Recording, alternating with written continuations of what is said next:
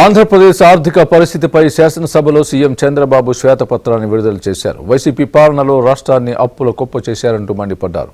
జగన్ చేసిన పనితో ఆంధ్రప్రదేశ్ అప్పులు 9,74,000 కోట్లకు చేరాయని అన్నారు. ఖజానాలో ప్రతి రూపాయిని ఖాళీ చేసి వెళ్లిపోయారని ఆగ్రహం వ్యక్తం చేశారు.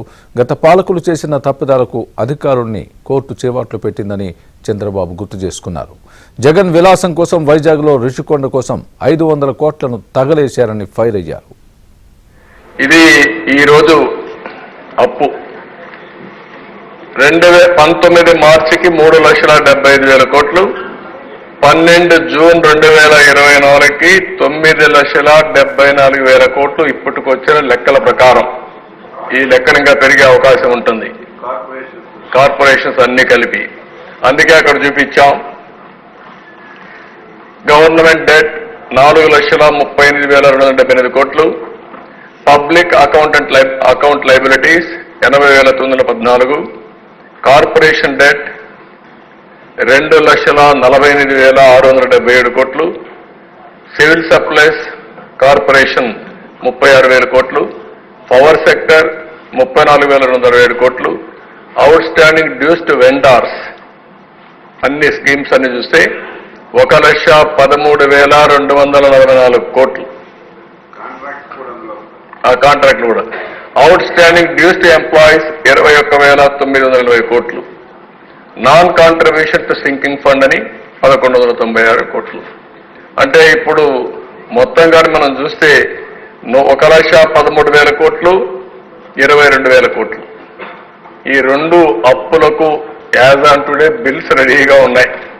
దగ్గర 12 డిపార్ట్మెంట్స్ 4,738 కోట్లు, 3,645 కోట్ల రూపాయలు ఇప్పటికే మొత్తం తీసుకునింది 4,738, ఇంకా బ్యాలెన్స్ అమౌంట్ 3,645 కోట్లు ఉంది. అంటే 33 డిఫరెంట్ ఆర్గనైజేషన్స్ లో ఉండే డబ్బంతా తీసుకునే పరిస్థితికి వచ్చారు. ఇవన్నీ కూడా ఎంప్లాయీస్ ప్రావిడెంట్ ఫండ్ లో వచ్చినటివి, లేకుంటే డిఫరెంట్ సోర్సెస్ ద్వారా వచ్చేటన్ని కూడా అన్నిట్లో మీరు చూస్తే Srinidhi, AP mineral development corporation, NTR university of health services, నిగ్డెట్ కృష్ణపట్నం ఇండస్ట్రీ సిటీ డెవలప్మెంట్, అదే మరిగా AP building and other construction workers welfare board, AP medical education research corporation, board of intermediate education, AP industrial development corporation, AP general insurance corporation, pollution control బోర్డులో ఉండే 100 రూపాయలు కూడా తీసేసుకునే పరిస్థితికి వచ్చారు. అంటే ఎక్కడ ఒక్క రూపాయి లేకుండా ఊడ్ చేశారు. ఆ లెక్క మళ్ళా పోయి లీగల్గా ఉంటే అది ఒక లాయర్లు పెట్టుకోవడం ఒక యాంగిల్.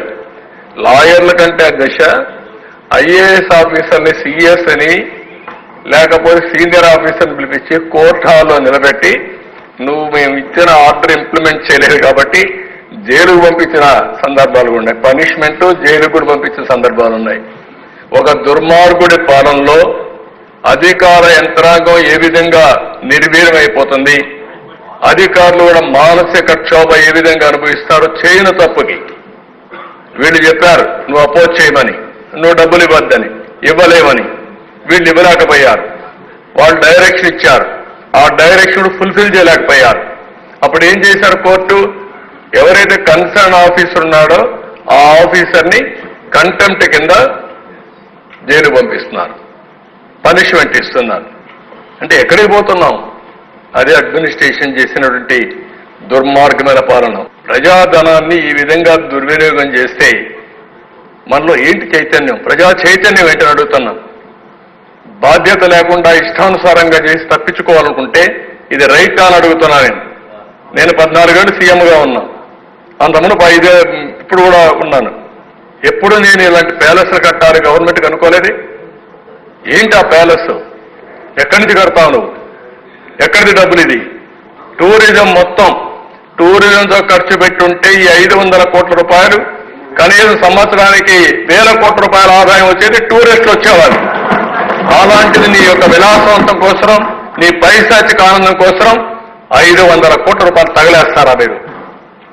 బాధ్యత ఉందా మీకు? అడిగేవాళ్ళు లేకపోతే ప్రజల్ని మోసం చేస్తే నమ్మతారన్న ఉద్దేశంతో మభ్య పెడుతూ మళ్ళీ మాట్లాడుతున్నారు వచ్చి. నా జీవితంలో ఎప్పుడు ఎన్నో 10 ఎలక్షన్లు, నిన్న జరిగింది 10th ఎలక్షన్, నేనే కండక్ట్ చేసిన ఎలక్షన్లు, ఎప్పుడూ రానంత మెజారిటీ వచ్చాయి. 93% స్ట్రైక్ రేట్, 57% ఓట్లు పడ్డాయి.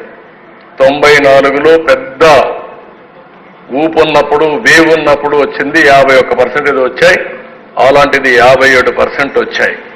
అంటే ఇది అన్ప్రెసిడెంటెడ్ హిస్టరీ ఇన్ ఆంధ్రప్రదేశ్. అదే సమయంలో భారతదేశ చరిత్రలో కూడా ఇలాంటి అరుదైన మ్యాండేట్లు వచ్చింది చాలా తక్కువ. అలాంటి మ్యాండేట్ ఇచ్చారు. మన దగ్గర డబ్బులు లేవు కానీ ఆలోచనలు ఉన్నాయి, అనుభవాలు ఉన్నాయి. నాకు కూడా హైదరాబాద్ నగరాన్ని ఒక్క పైసా ఖర్చు లేకుండా ఒక బ్రహ్మాండమైన నగరంగా చేశాం. ఒక పక్క నాకు ఆలోచనలు ఉన్నాయి, ఇంకొక పక్క మిత్రుడు పవన్ కళ్యాణ్ గారికి పట్టుదల ఉంది, ఈ రాష్ట్రానికి ఏదో చేయాలని తపన ఉంది, ఆ తపన ముందు నడిపిస్తుంది. మూడోది బీజేపీ, ఢిల్లీలో నరేంద్ర మోడీ గారు కూడా వికసిత్ భారత్ 2047 పెట్టుకున్నారు. మనం కూడా 2047కి ఒక విజన్ కూడా తయారు చేసుకుందాం.